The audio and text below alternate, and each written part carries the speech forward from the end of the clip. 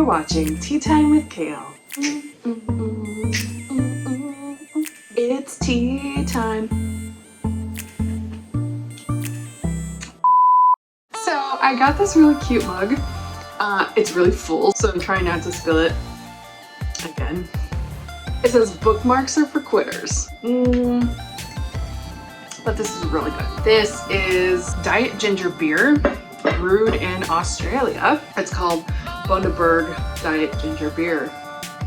I have a splash of grenadine in it, so it's kind of like a Shirley Temple. If you have not looked at my Instagram recently and you are like, what the F is the Magi Menagerie?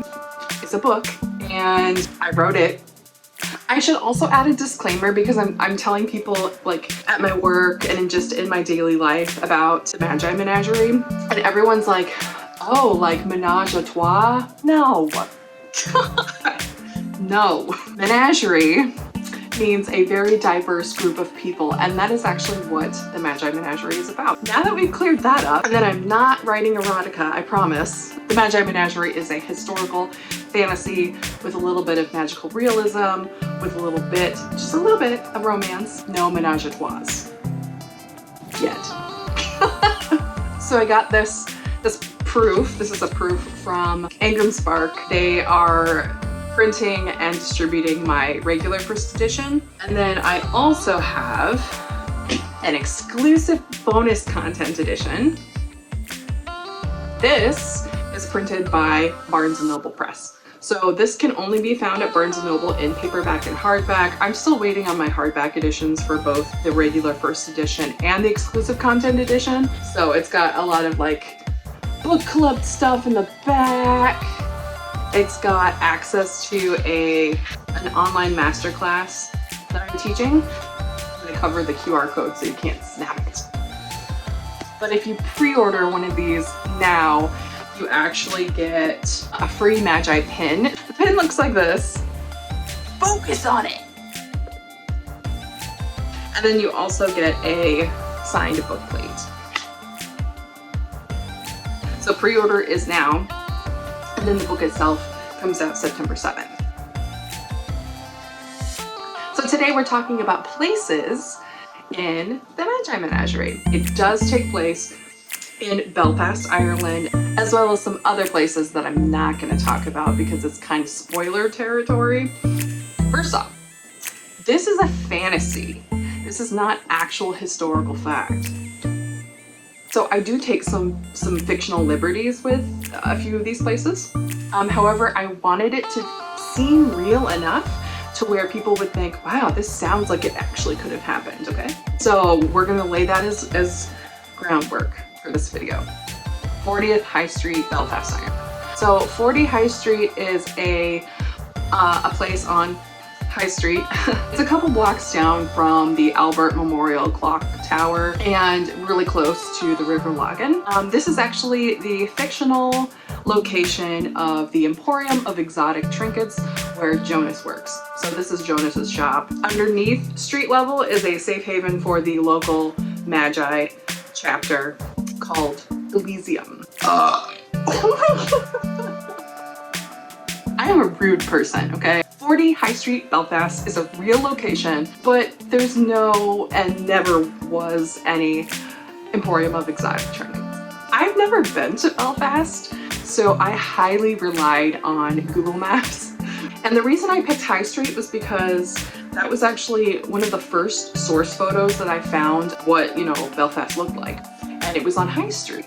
And so I was like, okay, it's gonna be on High Street. I just need to find out where. And so I found this building that just looked really beautiful from the outside. And I just felt like it was right.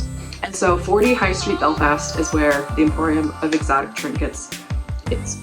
Another real location that I use in the Magi Menagerie is Belfast Royal Academy. Belfast Royal Academy is a voluntary grammar school that is one of the oldest in Belfast, and I think in Ireland altogether, maybe? Don't quote me on that. But Belfast Royal Academy kind of reminds me of Hogwarts. They have 4 houses. Let's see if I can name them. Pottinger, Shaw, Curie, Cairns.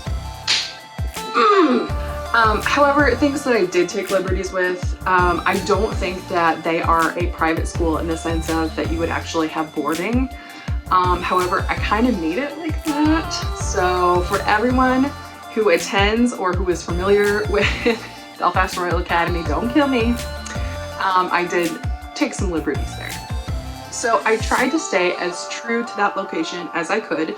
Particularly with the architecture, because Ezra is really into architecture, so I wanted to get those details right. Another location featured in the Magi Menagerie is the British Museum. Again, I have never been to the British Museum. I do want to go there someday though. Thanks to COVID, I took a lot of virtual tours through the British Museum and got to see a lot of the exhibits and just the general structure of the building itself. In my original draft, I actually incorporated some parts of the building that weren't even built until 2000, so I had to change that. And thankfully, I found a blueprint of what the museum looked like in 1906 and was able then to aptly describe where things were, what they were called. So yeah, the British Museum. It does play a little bit of a role in the Magi Menagerie. Another location is the Royal Observatory in the Greenwich Park area. So this is where the Greenwich Mean is. And this is a location of something kind of cool. And I'm not gonna, I mean, it's probably not a spoiler, but I'm not gonna give away too much. So this is another very important location in the book. And it's also the place where the astronomer royal would work. There's kind of like this little observatory there. Harland Wolf. That is another real location, real company in Belfast. And I do feature Harland Wolf in one part of the story. Again, I won't get into too many details, but this is the company that built the Titanic. People who know me in real life are probably like, Harland Wolf, the Titanic, you are hopelessly obsessed. And yes, I am.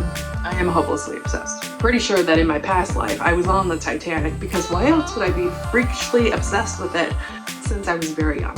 I also feature Constantinople, or modern-day Istanbul, Turkey. This is Ezra's hometown, and it really holds a special place in his heart. He misses home.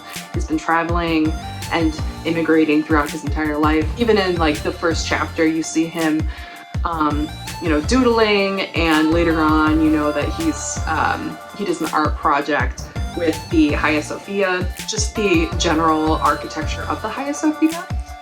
Because again, he does want to be an architect, and so he really values the supreme art that the Hagia Sophia really is. Because if you look into the Hagia Sophia, it's withstood a lot of earthquakes. Okay, this building is just phenomenal. And I think even modern day engineers are a little bit stunned by how well it's held up throughout the years. So it's just really interesting. I would definitely encourage you to look into the Hagia Sophia if you're bored. I actually really want to go to all of these different places in the Magi Menagerie and kind of do like the Magi Menagerie tour in real life, but that is on my bucket list. Thanks for listening. Please pre-order the Magi Menagerie. The link is in my Instagram bio. Do not forget to fill out the form and get these. So first come, first served, go. Until next time, I'll see you right back here on Tea Time with Kale.